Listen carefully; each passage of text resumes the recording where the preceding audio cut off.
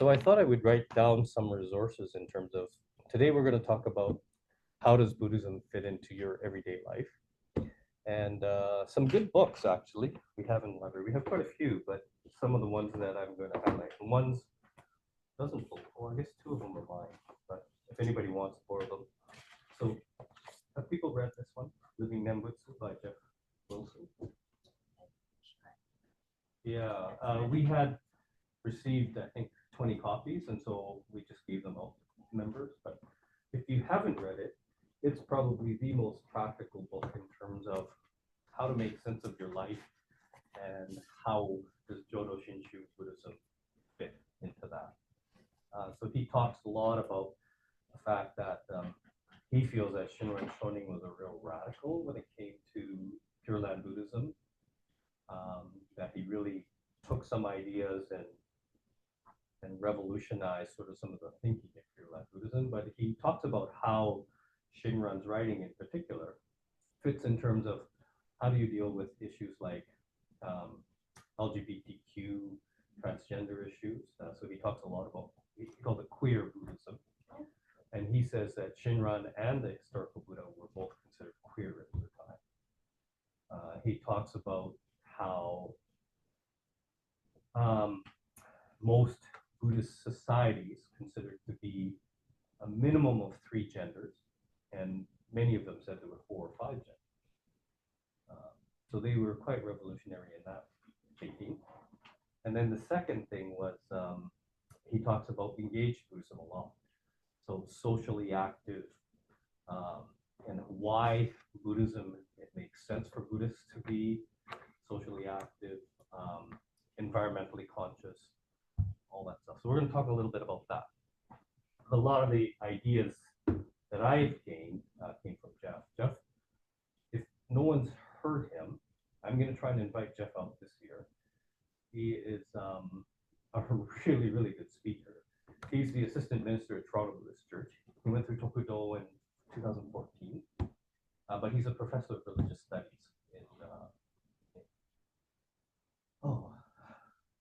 it's in Ontario. Anyways. Has he been here? He's been here twice. Yeah.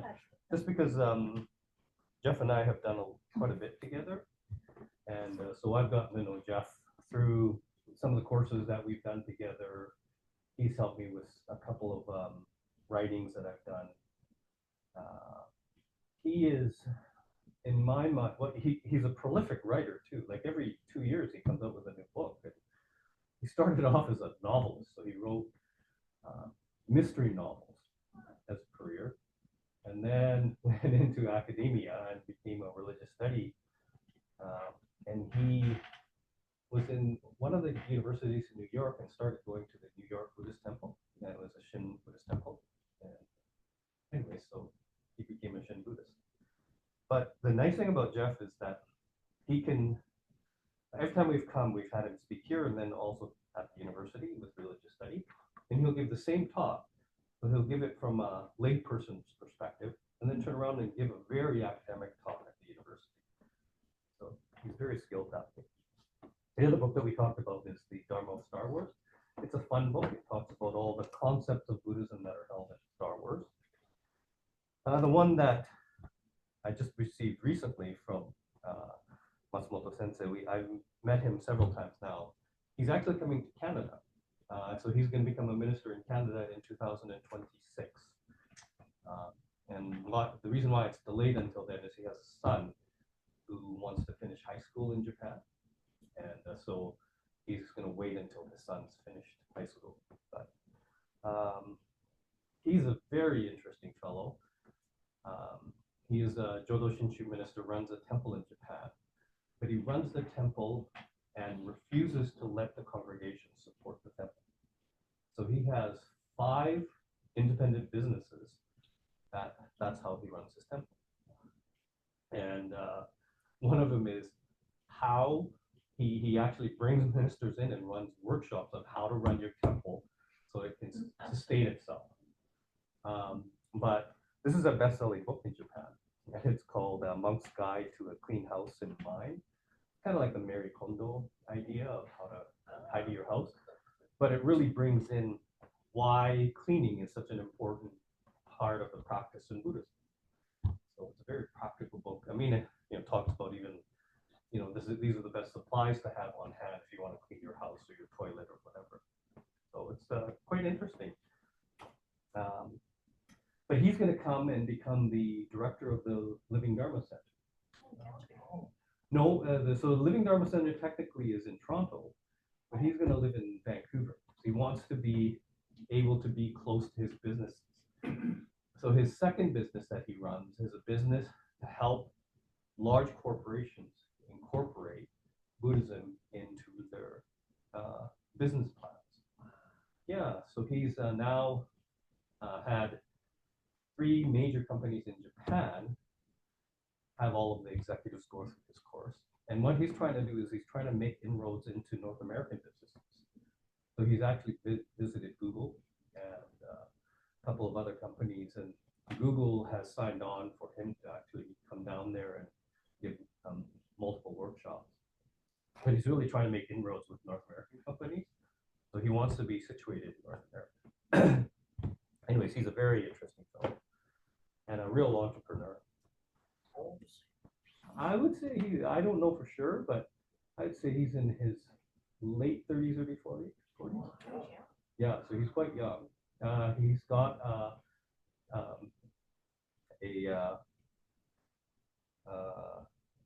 MBA. So after he finished as a Buddhist minister and all his training, he went back to school and got a master's of business administration to really legitimize his businesses and figure out, and that's influenced quite a bit. And then the last one. How large is this temple? How large How is? large is this temple? Is it like It's in Kyoto. It's a pretty large temple because he has 4 ministers under him. Oh, So he doesn't have to be there for much of the running of the temple. That's why he's able to sort of run his businesses. But they use the temple as education centers, both for ministers and corporations to come and so yeah, he's a really cool guy. Do you think you would consult with various temples? Yes, so that's the plan. He's really enamored with this idea of being someone who can go around and help temples establish what they're doing, and he has a good business mind. So he talks about sort of some of the economics of how to run a temple and why relying on congregations members to support the temple is a false economy. He says that each temple should figure out a way to be self-sustaining without having to rely on membership dues. And he says you should consider all of the membership donations and dues to be a bonus. Right? So at his temple, he puts it all into an education fund. I mean, because members in Japan still want to donate, right? It's not like they're going to stop just because he says, well, we don't need it. And then the last one that I have read probably 4 times now is Marvin Harada. So Marvin Harada is the Bishop of the Buddhist Churches of America. He lives in Orange County.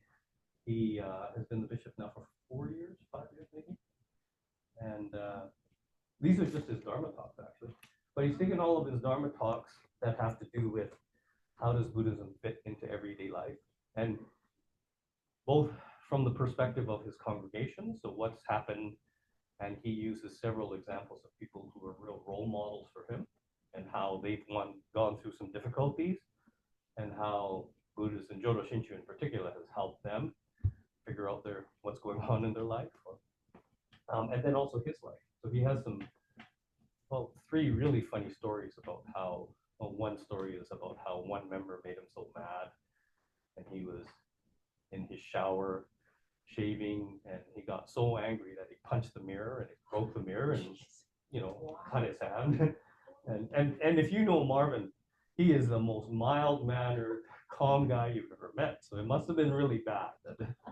But and so his wife just laughed at him, he said, because she said, this serves you right for being so affected by something that you shouldn't even be bothered about. But anyway, yeah, so there's a couple of really funny stories in there. So they're both really good books, all good books. And the one that I don't have which I've ordered. I've read it before, but it was a friend's copy. So Living Beautifully by Penma Chodron. She's a very leading author and leader of one of the mindfulness meditation movements in the US. And she really writes so well. We have about 4 of her books in our library, but not this book. This is more recent writing of hers, but it's called Living Beautifully. And it just talks about how she spends more time talking about meditation, but really about how Buddhism can help you live a more beautiful life, calm life, a more engaged life. I'm going to skip my section on meditation. In the last one, I actually went through a little meditation session, but none of you guys meditate regularly, right? Is that correct? Heather, you do a little bit? No? Yeah. So just to say, and I don't want to try and convince you, but I feel that meditation is one of those tools that people can use in their everyday life um, that allows them to live a more grounded life, put it that way. And Brenda and I started more, I mean, we did the occasional meditation, but we started incorporating meditation into our lives. Actually, it was just before the pandemic. And there's a meditation group that meets here, and the lady who runs it is Vicky MacArthur. And we knew Vicky because she was a yoga instructor. So we used to go to her yoga sessions. Do you know where the LSCO is, the Lethbridge? There was a little white church right next to it.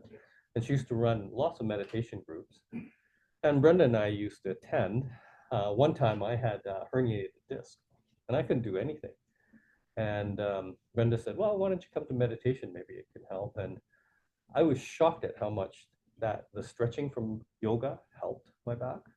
And so then ever since then, we've gotten to know Vicky quite well. And so she ran the meditation group at that little white church, but they closed. Their congregation was getting to the point where they could support that church. So they've moved the program here. And so we do both an online and an in-person meditation session weekly. It's from 9:30. And Margaret and Alan attend regularly. Who else? Susan comes. There's about 5 people from our temple that go, but all the rest are not Buddhists, but they meditate. So we have about 15, 16 people, depending on the day, attend. And what I found with the meditation is for the first few months, probably 6 months, I wasn't getting too much out of it. I was helping to run it because it was here. Vicky needed a space, and I had to come and open the temple, and so I might as well stay. All that, and then probably about 6 months into it, I found myself using some of her techniques to help with some of the daily stresses. And now I find I'm meditating for short periods. I don't do a half-hour meditation every day, but 10, 15 minutes of meditation. And it really does help me cope with some difficult situations. So all kinds of benefits to meditation. It reduces blood pressure, anxiety, depression, increases your focus, reduces your negative feelings, helps with sleep problems, tension headaches, asthma, chronic pain, irritable bowel syndrome. And even some studies have shown that meditation can help with short-term memory problems.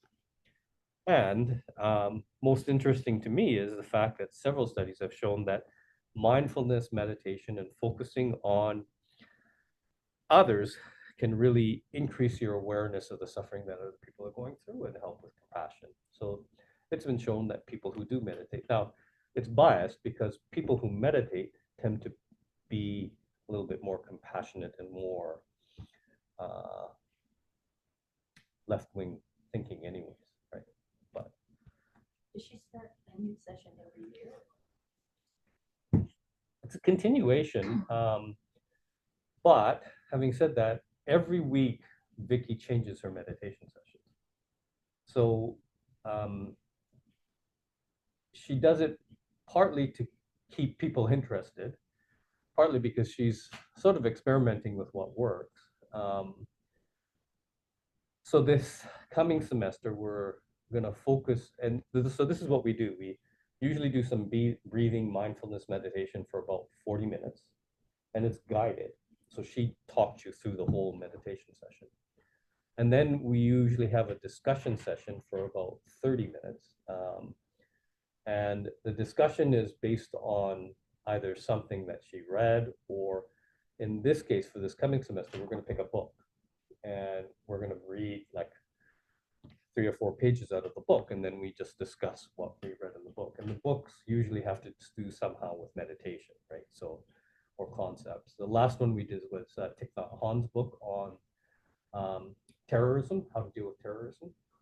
Yeah, so it was a really good book. But so then she would, assign sort of 3 or 4 books, 3 or 4 pages, and each week then we would discuss those pages. And I mean, Brenda and I weren't always necessarily reading the pages, but you can, figure out pretty quickly what the discussion's about, comment.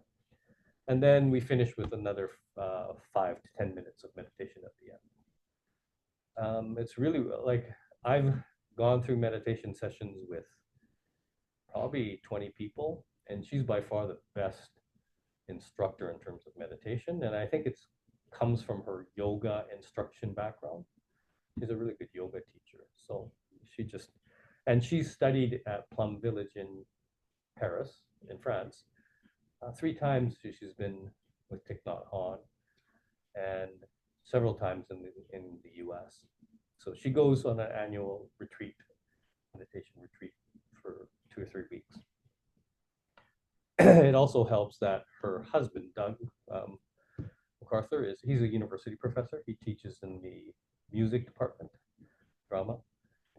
And he has a group that he goes and studies with every 3 years in Avignon, France. So when he's there, he's usually there for 2 or 3 months, and so she goes and does a 3-week retreat at Plum Village. Anyways. So is she doing it like throughout the year? Yes. So next week is our last session, then we'll stop until the new year, and then we'll start again on I can't remember what the second Wednesday is, but we'll start again. And she doesn't charge; it's just by donation, and she donates most of the donations to the temple, actually. So yeah, so she's a very generous person. Okay, next, and you guys saw this last time, but I thought I would talk a little bit about how Jodo Shinshu fits into people's everyday lives. And I thought that I can't really talk about other people, but I can talk about myself. So how does it fit with my life? How does it make sense for me? Is it the right path for me? And I think everybody knows, but my family background certainly exposed me to Buddhism a lot. Because both grandparents were, both grandfathers were ministers, and my father was a minister, and my younger brother's a minister. So obviously our family was quite involved in temple and church work. Although having said that, so my older sister and my younger brother were quite interested and always wanted to learn about Buddhism.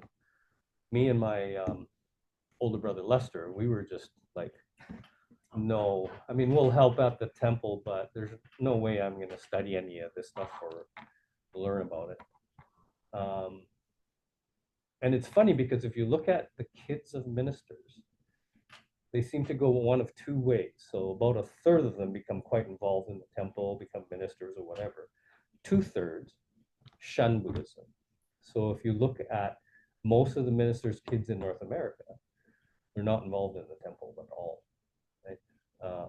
Which is sad, but I think it's a rebellion against the fact that their parents or their fathers are so involved, and it takes over so much of their life that there's a degree of resentment. And so I've looked at the children of ministers and tried to sort of keep track of what happens, and about 2/3 just won't have anything to do with temple at all, right? Compulsory exposure at the wrong age. Yeah, I guess so. Maybe that's what it is. And you're right, there does seem to be a critical phase. So if the kids continue to be attending temple or helping at temple in their teen years, that usually means that as they become adults, they continue to stay involved. But many of the ministers' kids, they rebel in their 15 to 18 age, and then they don't have anything to do with temples anymore, which is kind of sad. But so I was like that actually. So I stopped going to church at 15 and didn't attend. And it was really only so the one person that sort of influenced us, Brenda and I, a little bit. Well, Brenda was always more keen, but us was Fred Ulrich. He was a minister in Edmonton, and Fred said to us, "Well, he said to me, I don't care, Roland, if you really believe in any of this Buddhism stuff, but it would be nice to expose your kids to it." So that's how he convinced me, and Brenda was more keen about it to start. We had a Dharma group in Edmonton. Yeah. So so it really wasn't until about 2015 that I started to get more serious about it. And in 2015, I was going to take over as president for Makita in 2016. So, and one of the things I noticed consistently was that people would ask questions, like newcomers would come and ask questions, right? And most of the time I'd say, I don't know. Well, excuse me, sensei. So I thought, well, I better learn a little bit more if I'm going to become the president. So I took the correspondence course, which is a really good course, and I would advocate for people to consider it. But and that sort of led one thing to the next, and it just sort of made a lot more sense to me. And maybe I was just at the right age, or sort of winding down my career as a physician. So maybe that's why it fit. And I do find that the teachings in Buddhism are quite flexible. And so we'll talk about this when we talk about MAID. And it does fit into more scientific principles. Now, I didn't realize this, but D.T. Suzuki and other academics early on, around 1930 to 1960, made a real conscious effort to change how Buddhism in North America is taught so it fits with the scientific method. They actually made a real conscious effort to do that. So they tried to interpret Buddhism based on scientific principles.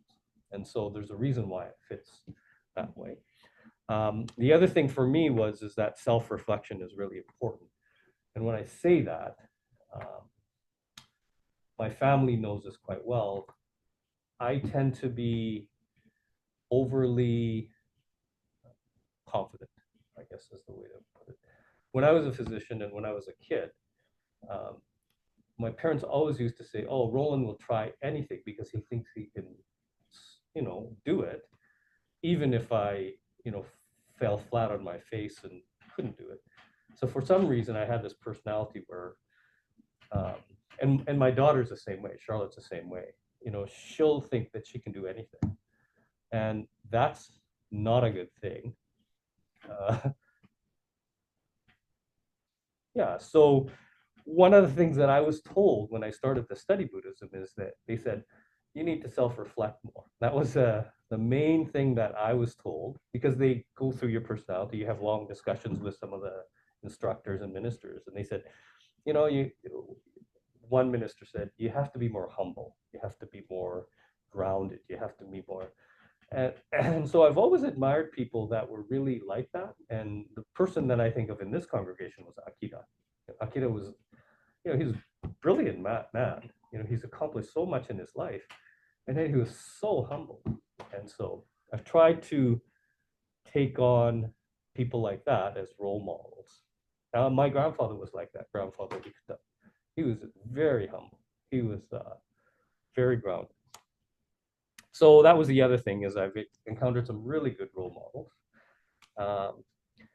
And then the last thing was, as I was going through the correspondence course, I was sort of doing it to try and learn more, but all of it seemed to make a lot more sense to me when I took it at the age of 55 or whatever it was, 56.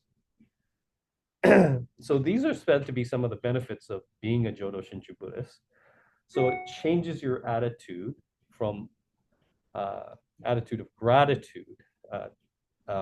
So please, or I want, to being grateful for everything that you have. And that's really supposed to be the approach that we're supposed to take. And then there's a lot of truth to the fundamental teachings of the Buddha.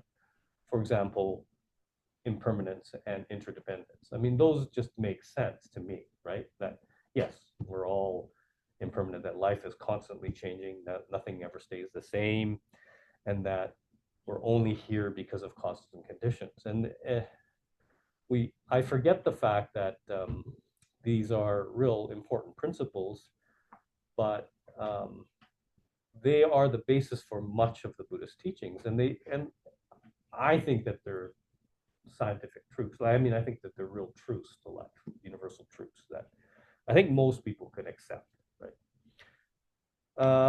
The importance of true nature of self is particular to Jodo Shinshu Buddhists, and we'll talk about that in a minute.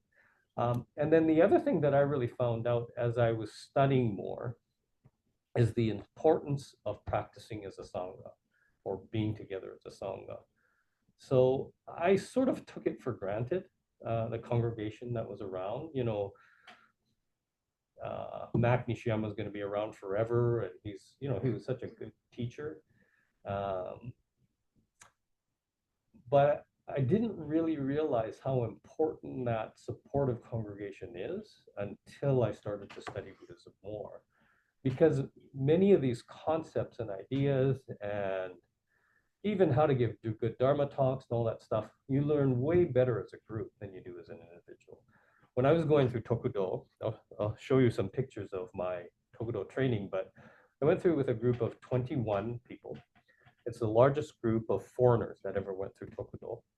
And to this day, I still speak to not all of them, but some of those people at least once or twice a week. Not by phone, by text or whatever. But,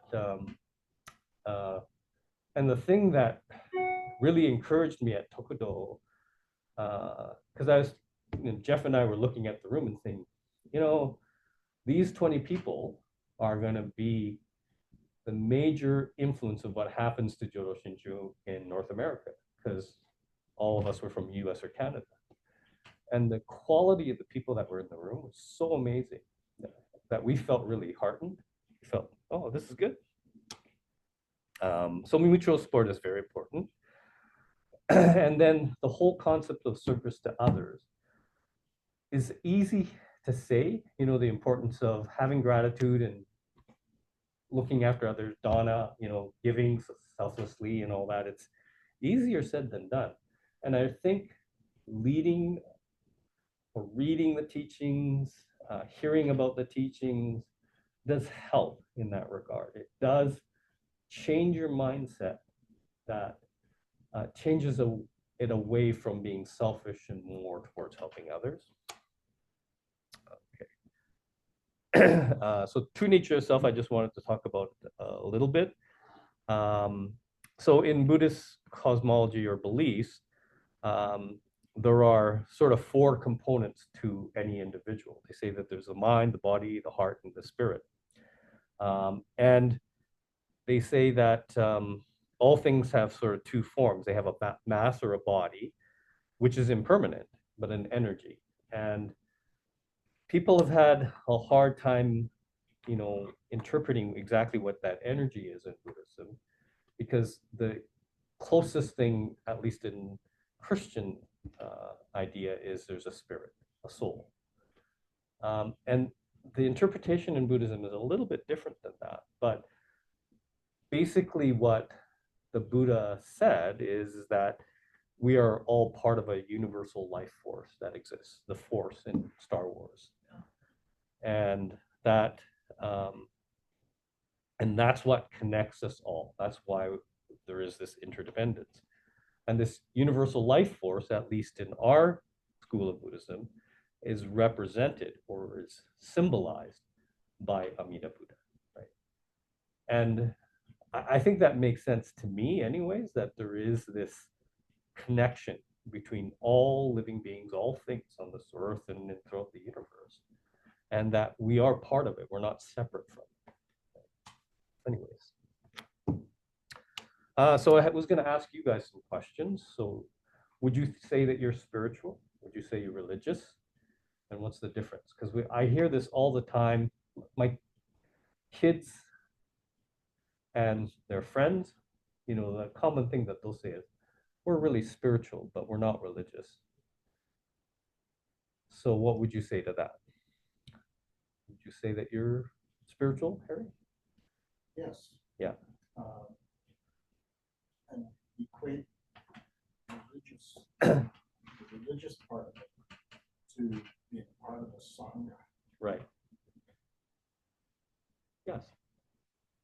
I think the reason why a lot of younger people are resistant to the idea of religion is because they think it's organized religion, so that there is a orthodoxy, that there is a hierarchy, that there is a teaching, yeah, mandate, and also set of rules and regulations that you have to follow. Right?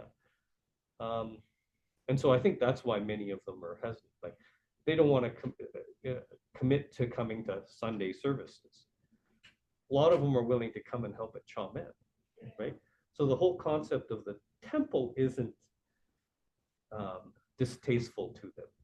It's the whole idea that we're telling them to come at this time and to go through these rituals and all that stuff. They don't want anything to do with that. They have a warm, like I look at like Scott Takaguchi and other kids like that, and they have a real warm place in their heart for the temple.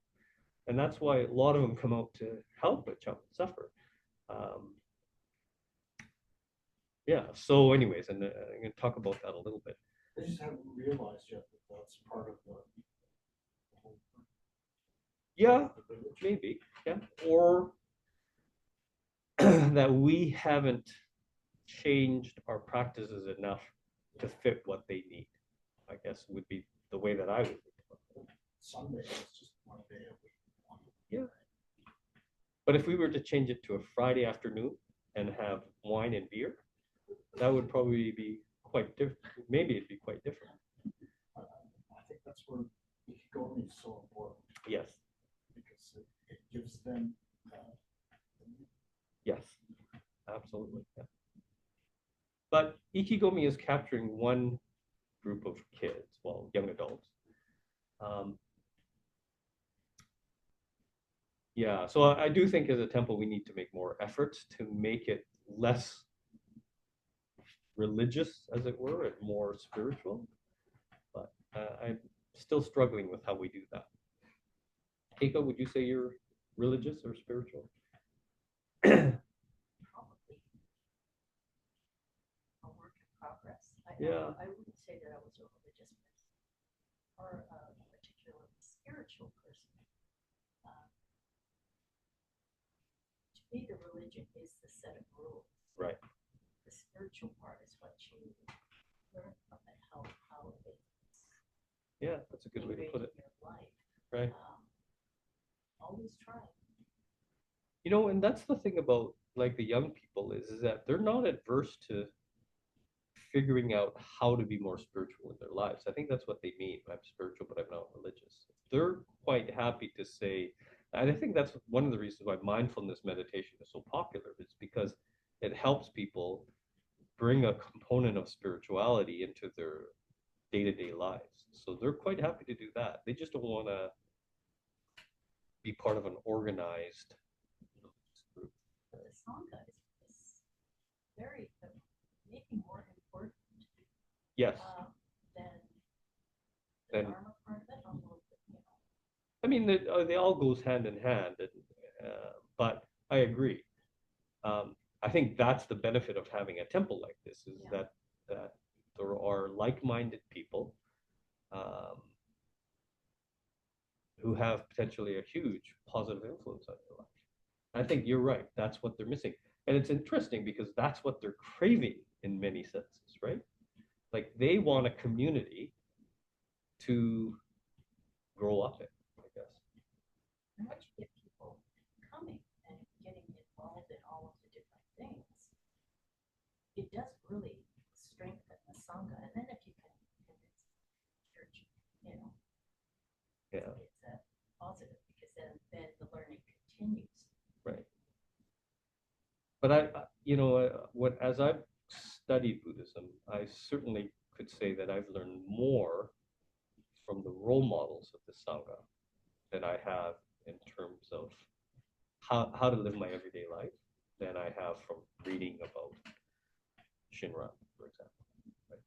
So that's true. And I think as you get older too, you look back at what people who have come before you have endured and tried to teach you how they've lived their lives. Right. Then you really appreciate what kind of people. Right. Yeah. Like I look at our senior members and look at some of the hardships that they've gone through, and it's not just like internment and all that. So, how many of the families have lost one or two kids, right? Like I look through the history, and it seems like it was a common thing that, like Akira, they lost their son, Joe and Sumi lost two. So many of the families seem to have lost kids at a young age. And I don't know, maybe it was more common back 50 years ago. But, and I do think that being spiritual, and I think this could be true of most religions, help them through some of that, right? And so this is what I say to my kids, though they don't hear it. It's good for you to have the spiritual practice. I don't care if it's Buddhism or whatever, but to follow a spiritual path because it prepares you for life's hardships. That if you try to seek a spiritual path when you've hit that wall, when you've hit that difficulty, loss of a child, loss of your job, major periods of depression, whatever it might be, loss of your parents, it's really, really tough to practice that spirituality when you're faced with that hardship. So having a spiritual life, I try to convince my kids, is helpful because it gets you ready for those difficulties. It sets you up to be able to handle those difficulties better. My daughter hears it more than my son does. My son says, who cares? I remember Katie saying she had lost a daughter. Right. She said, well, that's it. Yeah. And where it really shines to me, where being spiritual really helps, is when you're facing the ultimate end, right? So when people are dying, I find consistently, and this was as my practice as a physician, that people who had a spiritual belief and had a fairly spiritual life got through that last phase so much better than those who weren't. And that the hardest suffering that you suffer at the end of your life is usually existential suffering. So questions about what's going to happen to me. Was my life worth it? All those thoughts that I think we're all going to be faced with if we don't have a sudden death. And yet, consistently, I found that those who had a spiritual belief and led a spiritual life, no matter what religion, seem to go through that last phase so much better than those who didn't. So that was one of the things that convinced me that maybe understanding Buddhism or understanding being a minister is a good thing. I can cite several examples where patients of mine were suffering extremely, and often it would manifest as physical suffering. But when you go into it, it really is more existential suffering that was causing and manifesting as physical suffering. And they would have physical reasons, mets in their bones that could explain it, but none of the treatments that we would offer would help them. And yet, it was when, for whatever reason, their questions and their emotional state was settled, that's when their suffering really lessened, I guess. And I saw several examples of, we were giving drugs and all kinds of other things and really trying to help, but and I saw this with my dad too, but several other sort of spiritual leaders or ministers. I think it's this one, Harry. Sorry. Oh, it's the middle one? Oh, it is the middle one. Where the support of the spiritual care provider brought more relief than anything that we could do as physicians. Anyways, I want to talk a little bit about LGBTQ issues and talk about how Buddhism approaches this. And this is, like I say, Jeff's chapter on queer Buddhism really covers it well. And as I said, Buddhists understood there to be 4 or 5 genders. So consistently male, female, and queer. If you look at all the writings of Buddhism right from the beginning, there was always at least a 3rd gender. And so in North America anyways, the first group of churches that allowed same-sex marriages in the US were Jodo Shinshu. So Sulu from Star Trek. Yeah.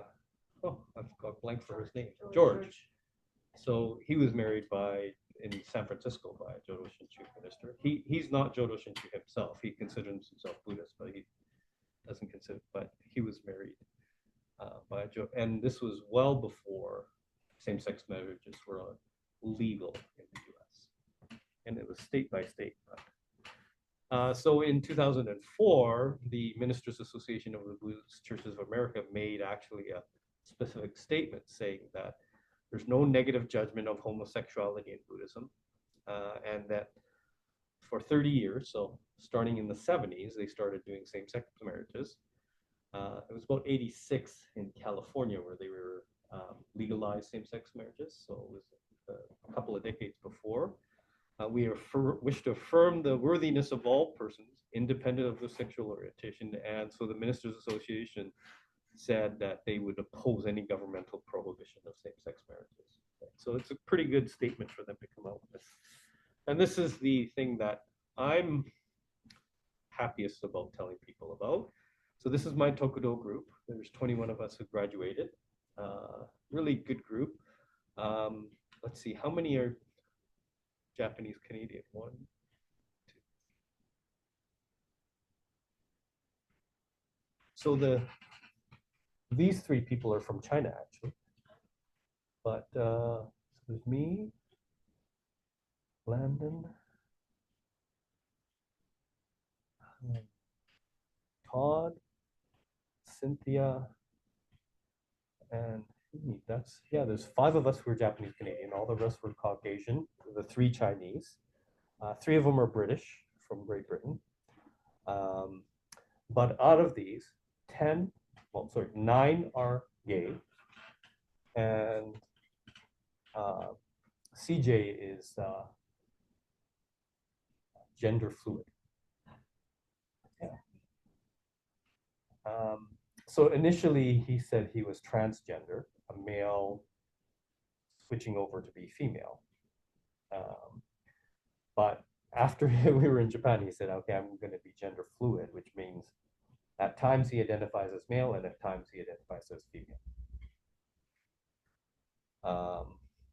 So that's pretty incredible, actually. So 10 out of 21 people were either gay or transgender. So that's a major difference between Christianity and Buddhism. Yes. Because a lot of the teachings in both, you could say, the same. That's a huge difference. Yeah. Yes.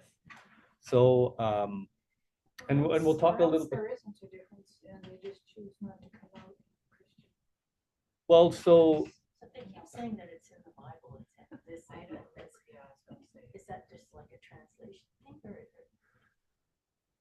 Maybe they skipped it. I do know that of the 4 of the members of our Tokudo group who are gay have talked openly about how they were Roman Catholic in upbringing, and how when they found out that they were gay at a young age, they were excommunicated from the church. Essentially, when they came out, their religious organization, I don't know specifically who, but said to them, you could no longer be Roman Catholic. You cannot attend this church, for example. That was the case with CJ. And so they went through this crisis of not feeling like they belonged. And many of them explored other Christian religions, but then they settled on Buddhism because they said it was the most welcoming and most accepting of them. Yeah. So I found that really interesting. Anyways, yeah. So I think that speaks to the openness of at least Jodo Shinshu, and I think that's true of Zen Buddhists as well. That there's many And Hindus too. yeah, yeah, and it is. I think it does come from an Asian perspective that being that sexual orientation isn't that important, right? They don't consider it as relevant to your spiritual practice. Yeah. Oh, that's true. Yeah. Even in society in Japan, see all of the way their kids dress. And Yeah. It's very. Yeah. I found it, that was a really good learning from me. CJ in the middle, the tall person, had a really difficult time because CJ at the time we were going through Tokudo was transforming from a male to a female. And it wasn't that they weren't accepting of them, it was that they couldn't figure out where to put them. So CJ had breasts, was going through some hormone treatments, but still had male genitalia. And at Tokudo, we bathe together. We change in a common room and basically strip down to our underwear. All we're sleeping in dorms with rooms of 10 people, all on the tatami floor. And so they were. Were they separated, males and females? Yes, and we were separated at night. And so the more difficult part was, what do we do with CJ? And particularly when it came to the bathing practice, because it was a common ofuro, right? We all went in the same. So does CJ bathe with the males or does CJ bathe with the female? And either case, they felt that the Japanese groups would be uncomfortable. So in the end, CJ bathed by themselves. But the more interesting challenge for the people in Nishihonganji was, so out of this group, there was 17 that had tattoos, some small, some total body, and myself, Todd, who were the ones that did not? London does.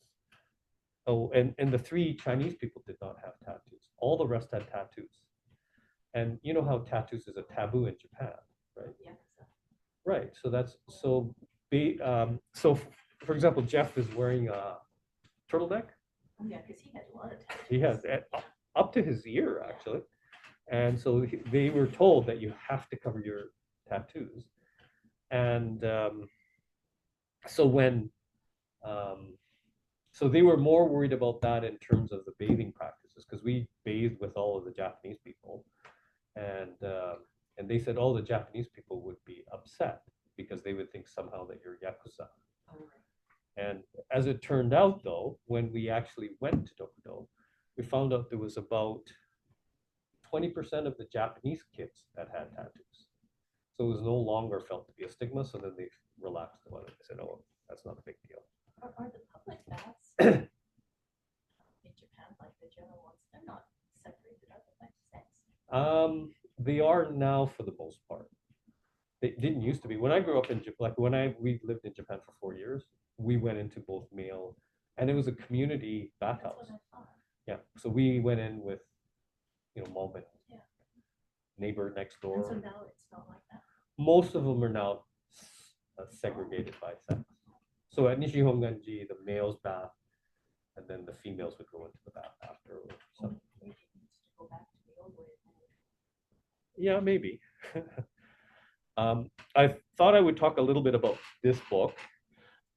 So there's lots of Buddhist principles that go along with cleaning, like cleaning your house, and the Buddha definitely described an important teaching where he said, when you're cleaning, think about sweep the dust and clear the mind, right? And so there's a couple of very famous talks he gave about how cleaning is an opportunity to reflect in the moment and clear your mind. And he talks about how cleaning, it's an important opportunity for you to just focus on the cleaning. And this is one of the simplest tasks that you can do, where you can just focus on what you're doing and live in the moment and not worry about the future, not worry about the past. But they say that living mindfully, and you can practice it in cleaning or cooking or whatever, helps purify the mind. And if your heart is pure, the world looks brighter. And if the world is brighter, you tend to be kinder to other people. I'm going to talk a little bit about maid as an example of how Buddhists think around ethical issues. So everybody knows what maid is, medical assistance in dying, so I won't go through this. And I gave this talk a couple of times, one in Toronto, but I must say that I'm not an expert in Buddhist ethics or philosophy, and I am biased. So I don't know if anybody knows, but when I was a geriatrician for the last 10 years of my practice, maybe 8, I was a maid assessor as part of what I did. So I wouldn't actually give the injections and cause people to die, but I would actually evaluate whether the person qualified for medical assistance in dying. And it was a difficult process, but having said that, so I'm biased, right? I mean, if I did it as part of my living, I must have a favorable thought to it. But the bottom line in terms of Jodo Shinshu teaching and Buddhist teaching is that the Buddha did say this: make my teaching your light, but rely upon it, but do not depend upon any other teacher. Make yourself a light. Rely upon yourself. Do not depend on anyone else. And from that has come this whole idea in Buddhism that essentially you have to decide for yourself what's right and what's wrong. That don't rely on the teachings of the Buddha necessarily. Don't rely on charismatic leaders. Think things out for yourself, and it has to sit with you. And if it sits well with you, then that's the right belief. And Shinran talks about this as well. He said, in brief, such a true entrusting of this foolish one. Now, whether you accept the Nembutsu, entrusting yourself to it, or reject it, that's your own decision. So he specifically talked about the fact that, I'm giving you this teaching, but don't take it if you don't believe it, right? So that it has to fit you. So there's roughly 3 ways that Going back to being an assessor. Yes. So you have the bias, you have your own personal teachings or whatever. And so how do you be an objective assessor or a subjectivist? Like, is that hard? No, because you had rules that you had to follow. Like they spell it out very clearly what person qualifies and what doesn't. The hardest thing that I found was when I found that people were not capable of making that decision, like because of dementia or because of their cancer or whatever, they no longer had the capacity to make a reasoned decision. It wasn't difficult to apply the rules, because well, at least when I was an assessor, they spelled it out. You had to have less than 6 months life expectancy. You had to be suffering from some kind of condition that was not relievable, So they spelled it all out for you. You had to be competent to make your own decisions about your future. and you had to be consistent in that decision. You can't sort of say one day, yeah, I want it, and then next day, no, I don't, right? So you can't waver. So applying those rules was relatively easy.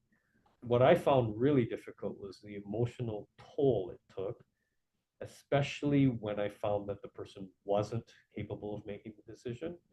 And then the most difficult thing that I found was in several circumstances, the person was suffering a lot. They qualified to go through MAID, but for whatever reason, the MAID never happened. And they ended up dying not very nice deaths.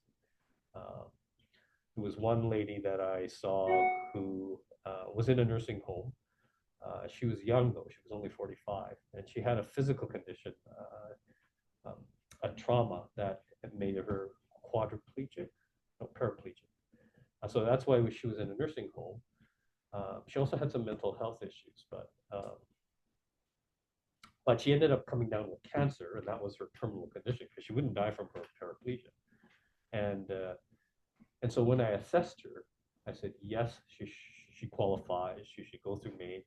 She was having terrible pain because she had bone mets everywhere. They couldn't relieve it because there were so many spots. And the only way that she could be comfortable is if she was basically in a coma, right? So I said, yes, she qualifies. And so 10 days before she was supposed to go through MAID, because there was a time period that you had to wait, that time period now can be waived. But so at the time when we were waiting for this MAID to happen, she ended up with major brain mets. And so by the time that she was going to go through MAID, she was no longer coherent. And so when it came time for the MAID to happen, the physicians involved said, she doesn't qualify anymore. She just, even though she was suffering and she had made that decision beforehand, it was clear that she wanted it. They said, no, she doesn't qualify anymore. And it was just horrible because I looked after her the last 2 weeks of her life. It was just horrible to see that. But anyway. So you would be in favor of an advance request? So now advance requests have become legal. That's new. Oh, I thought that was being considered. That what is still being considered is mental health issues, whether or not people with mental health issues can die. Things have changed dramatically since I was a MAID assessor. So now you don't have to have a terminal condition. You just have to have unrelievable suffering. So even if it's a chronic condition, like severe arthritis, for example, you can actually request MAID, even if you don't have a terminal. And now, I'm not exactly sure where this legislation comes in, but the next step was to allow advance directive request. I understood that to only be enforced in Quebec. That could be correct, Harry. But I know that they are saying that there's going to be another round of major legislation changes this coming year. They delayed that. They did. They put it off by a year and a half, 2 years to reconsider. So there's 3 areas they were considering: mental health, physical disabilities, so people with disabilities, and then also advance directives. So they put those all off. But anyway. So you can roughly divide the religious groups into 3. So those who clearly are against it, those who clearly support it, they've come out with statements saying we support MAID, and not clearly stated. Which do you think Buddhism falls into? Not clearly stated, actually. No Buddhist, like even Nishi Honganji, although Nishi Honganji has said that they are going to come out in, which is quite a step for Japan. They were going to come out with a statement, but they haven't actually formally come out with a statement of support yet. So the Roman Catholic Church is the best example where they clearly say that going through MAID is a form of suicide, and suicide is prohibited by God. So life is a gift from God. It's the Creator's decision on when we all die. So it's not up to us. And Jesus Christ suffered to help the souls of others. So your suffering at the end of your life, you should put up with it. That it helps you grow as a person, and in terms of wisdom, character, and compassion. Methodists also believe that. Judaism's strong opposition to suicide and MAID, and Islam is similar. Right? So they say that life is sacred and that you cannot end a life even if it's your own life. Right? So is Although that they, also because it makes you a better person, the suffering makes you a better person when you Yeah. go to heaven? It's like a penance, right? That you're going through. And I had a couple of really interesting discussions. So as I was becoming a minister and when I became a minister, we had 3 of our temple members go through MAID death. And 2 of them had asked me specifically to talk to them about, what I believe. So I sort of talked about this stuff. But I also had an uncle who has died from cancer, and his wife is Roman Catholic.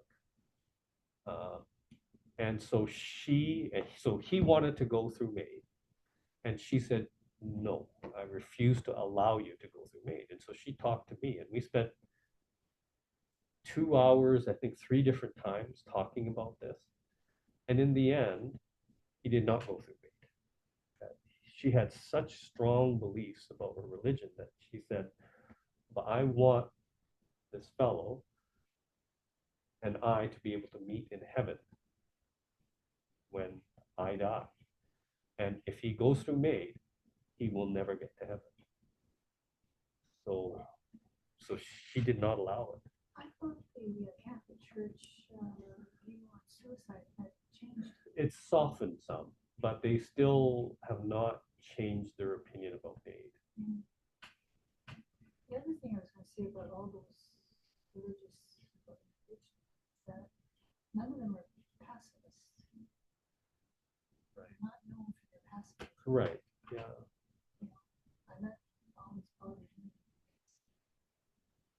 And again, it depends on, so there was a couple of Roman Catholic nuns who have been leading a movement in the Roman Catholic Church about 2 things: supporting MAID and supporting gay and lesbian rights, right? And they've been very vocal. And I think that although one of them was excommunicated, I think that they have had an impact on the leadership.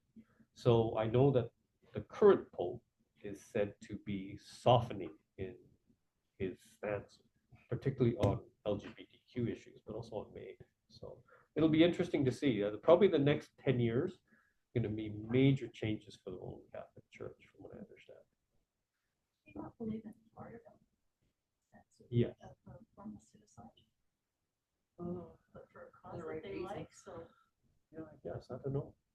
That's a good question. We'll have to look that up. So the couple of organizations, Unitarian Church is the one that most actively is supportive of MAID, but also United Churches of Christ say they've come out with official statements saying we support an individual's right to choose MAID.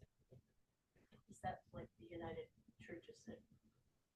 Or is that Yes. different? No, that is United Churches. Yeah.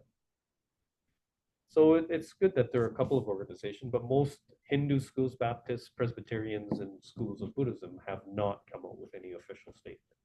So we sort of are fence sitters.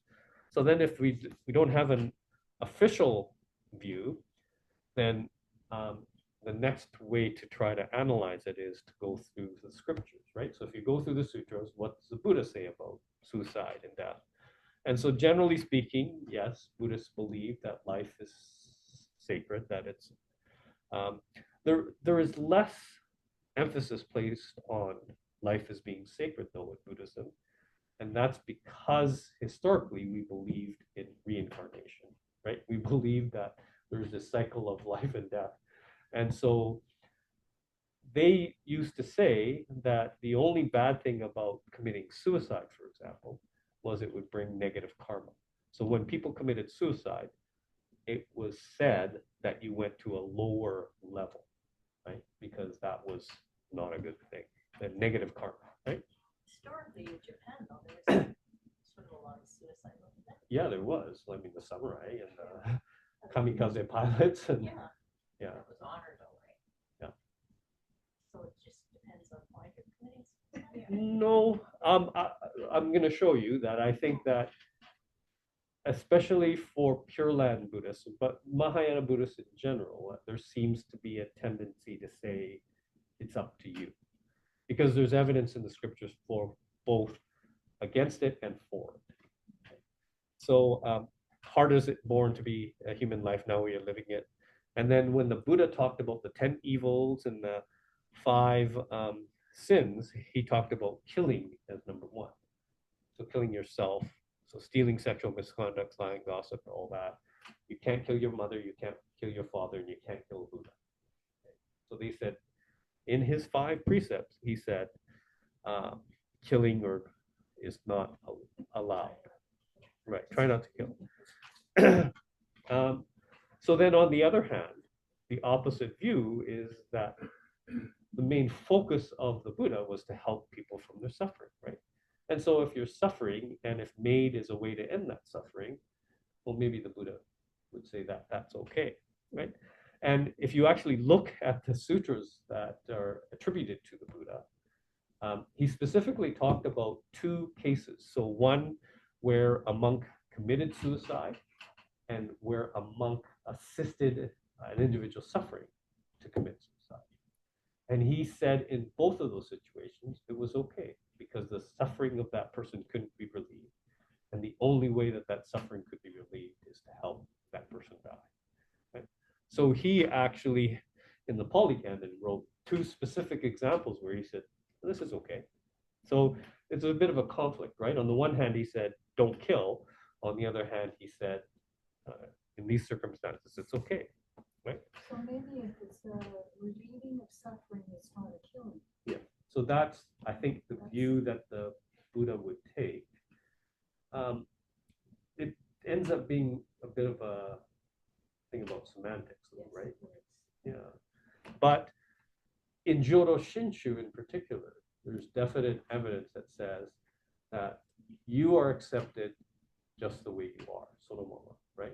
That no matter what bad things you do in your life, if you rely on the teachings of Buddha, you're fine. You'll go to the Pure Land. You'll be accepted the way you are. And that includes the 10 evils and the 5 grave offenses, right? So Shinran talked about this actually quite a bit in his writings. He said that I'm a foolish being. I am evil. I am karmically evil. Not, like he was a criminal, but that he was corrupt in his spiritual thinking. But he said basically, no matter how I try, I cannot stop myself from killing, stealing, committing some of the grave offenses. And yet, Amida Buddha accepts me the way that I am, right? So if you think about it in that sense, because he was very clear that he said, doesn't matter what you do in your life, if you rely on the compassion of the Buddha, you'll go to the Pure Land. So that includes things like maid, right? So even if, so he said some of these things, we should try to avoid them if we can. So try to avoid stealing, try to avoid killing. But inevitably, we're going to break some of these cardinal rules. And that's okay. Even if you do, that's okay. That I think is always what I've had the most problem with, is that it doesn't matter how you live your life. Right. The end is the same. Yes. Something you said before about everybody focusing on yourself, not what everybody else is doing. Yeah. Maybe that's sort of starting to work in my mind. So the difficulty that people have with that concept, like even the evil person is born into the Pure Land, how much so more so the good person? So what is that? That logically doesn't make sense to us, because we think we should be rewarded for being a good person, right? But the whole notion of that is that the people who are karmically evil, so that could include Hitler, right? They are the ones that need the help the most. you as a good person, you're already leading a pretty good life. You're already trying to not commit too many bad things, right? It's easier for you. You don't need the help as much as that the Hitler does or Trump. Um, so that's the whole notion. But then people took it to the nth degree. So people in Japan in Shinran Shoni's time said, well, if it doesn't matter, then I'm going to do all the bad things I could possibly do, and it's okay, I'm fine. And the Buddha said, and Shinran said, no, no, no, that's not quite it, right? Because he said, don't take the poison just because you know that there's an antidote, right? So he said, you still need to try to be good. You still need to try to do the right things. But inevitably, we're all going to fail.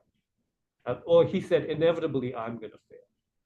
And if I'm going to fail, but I still have this trust that I'm going to be okay, that's a really nice way to think about it. So he talked specifically to his disciple Yu Yembo, and he said to Yu Yembo one day, we talk about if you have this trust. So he said, do you have this trust in the Buddha's teaching? And he said, yes.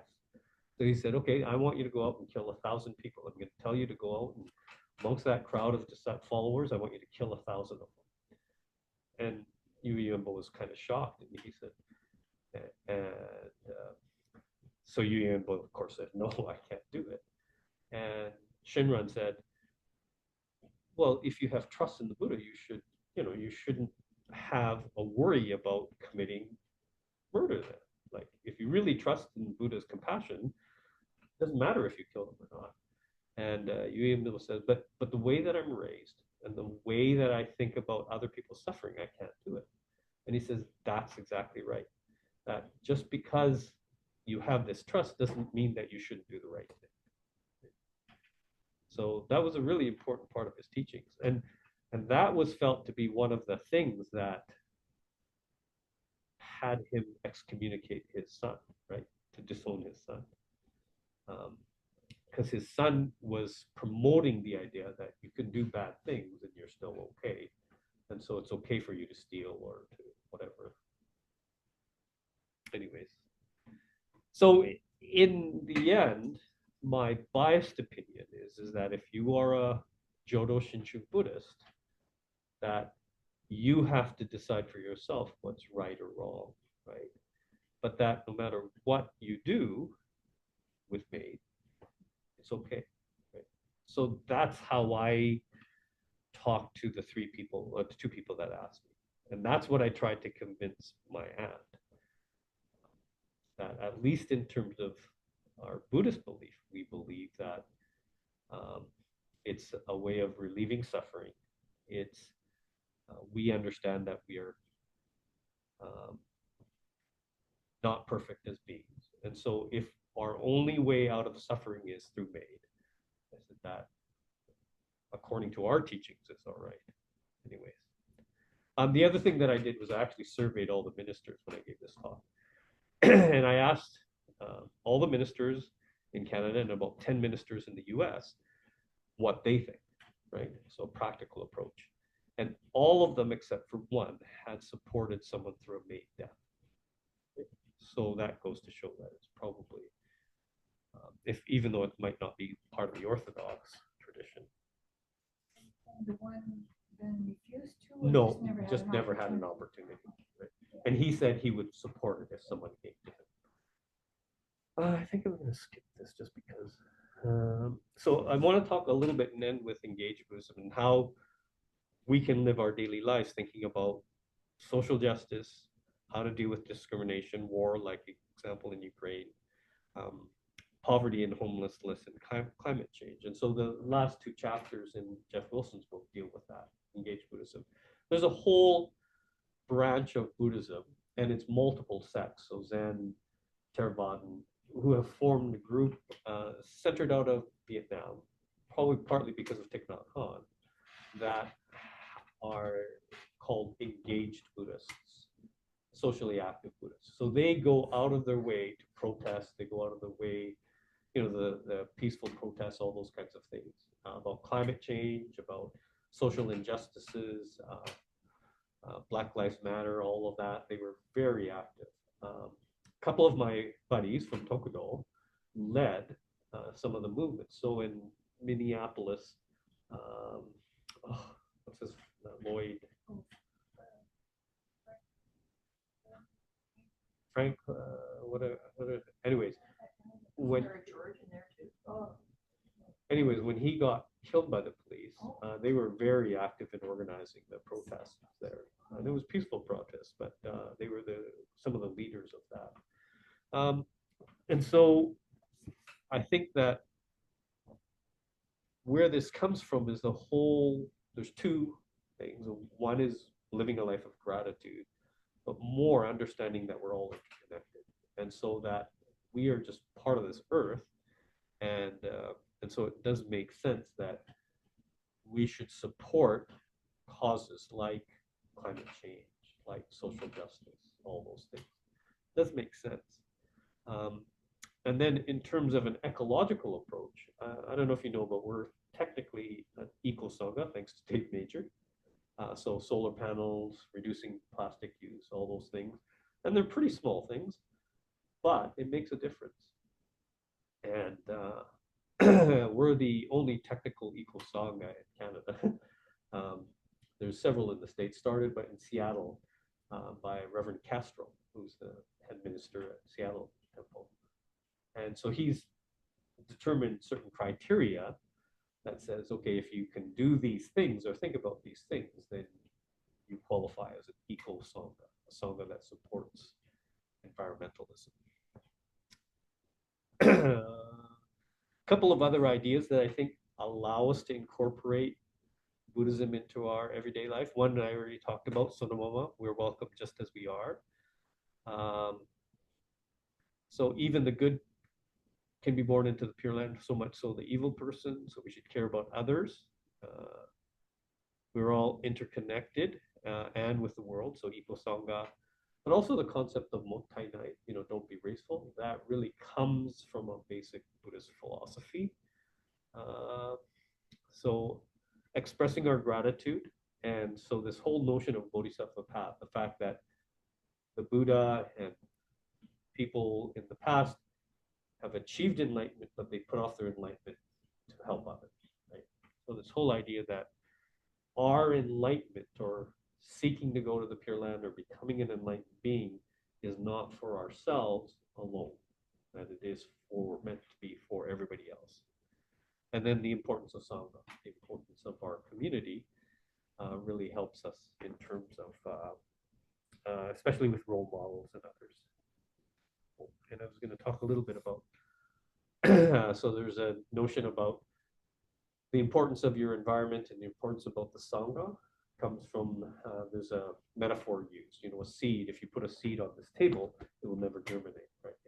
No matter how good that seed is, the inherent nature of that sunflower seed, if I put it on this table, nothing will happen, right? So you need the right environment, the water, the sun, the earth, in order for that to germinate and become a sunflower. So in the same way, that's the importance of the Sangha. It's the environment that you know. So personally, I feel that in many ways, I feel extremely, extremely fortunate because of what I've decided to do, I get to read about Buddhist teachings every day. I get to think about it. My job forces me to think about it every day.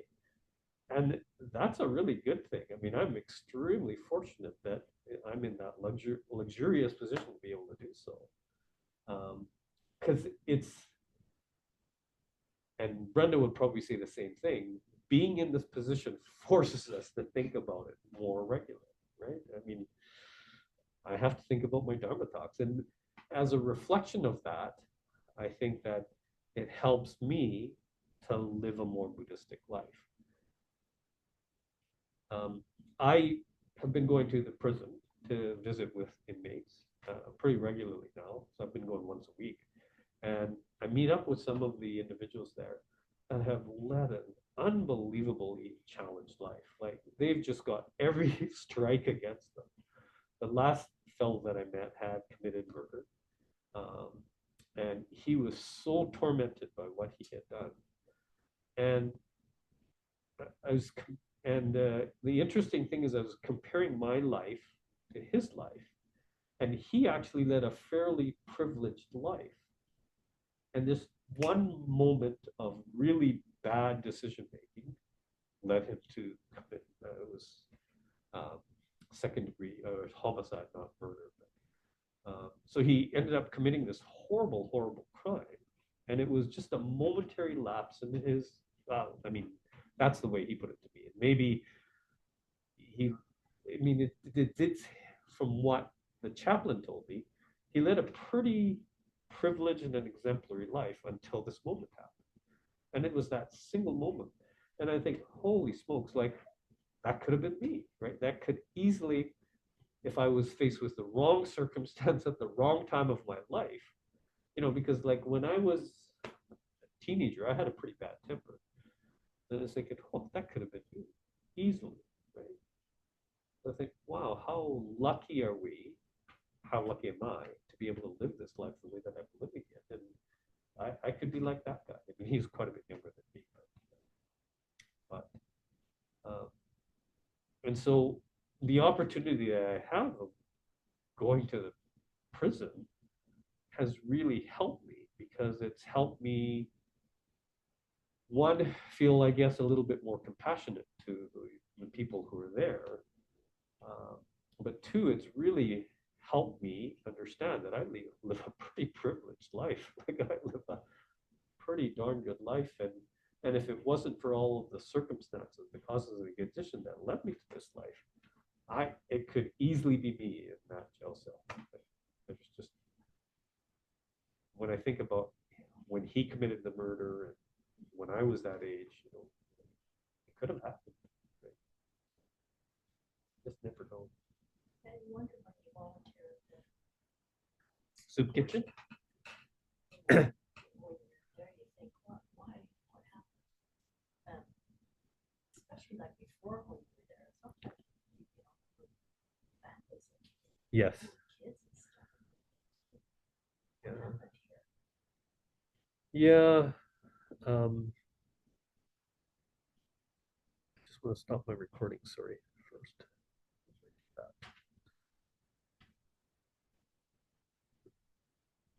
So I could just stop the